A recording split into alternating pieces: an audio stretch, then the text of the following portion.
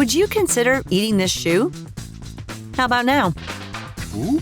This and many other works of confectionery art flooding your screens are possible thanks to one magic ingredient: fondant.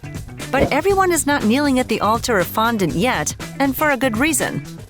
What's the deal with this crazy baker's clay we call fondant?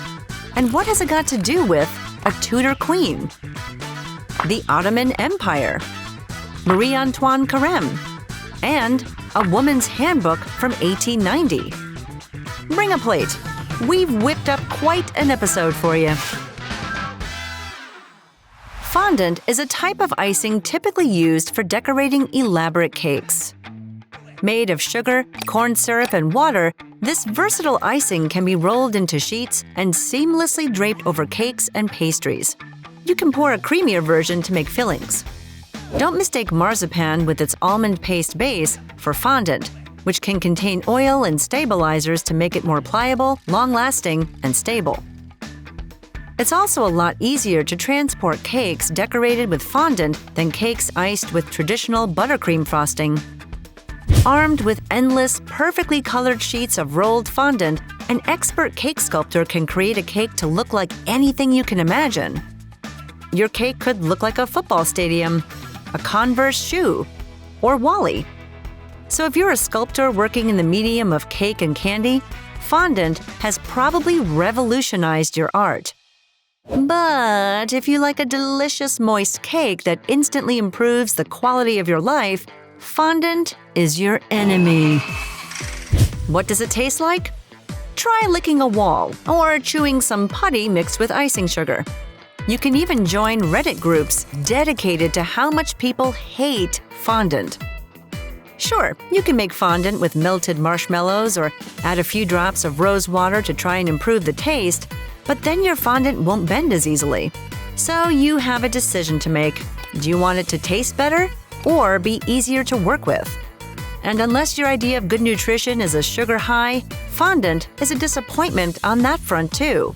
It has no vitamins, no minerals, and it's about as bad for your heart as it is for your wallet.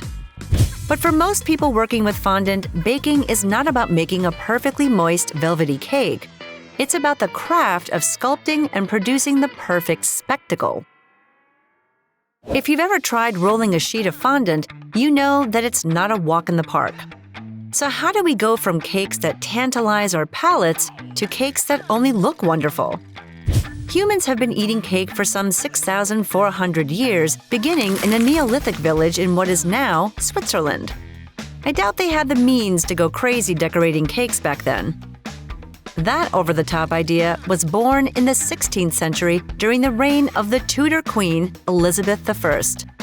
At the time, Marie Antoine Carême, the legendary French confectioner and author of Patisserie Royale, used a thick sugar paste to decorate cakes and desserts. He was also the first to see cake decoration as a form of architecture. People also ate chalky-tasting fondant straight up as candy. That doesn't surprise me. This was also when whale excrement was the most exciting flavor of ice cream you could eat.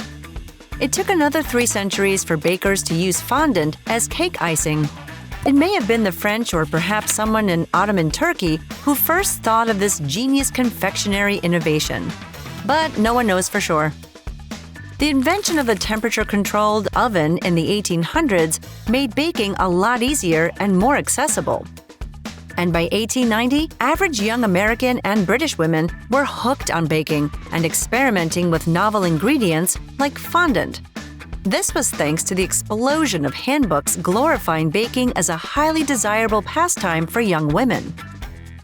Zoom ahead to present times, and social media has turned aesthetic perfection into a competitive sport. Fondant seems to have found its place and time. Can you think of other strange, ancient foods that are taking our world by storm? How about boba? We've got more on that in another episode of Origins of Food.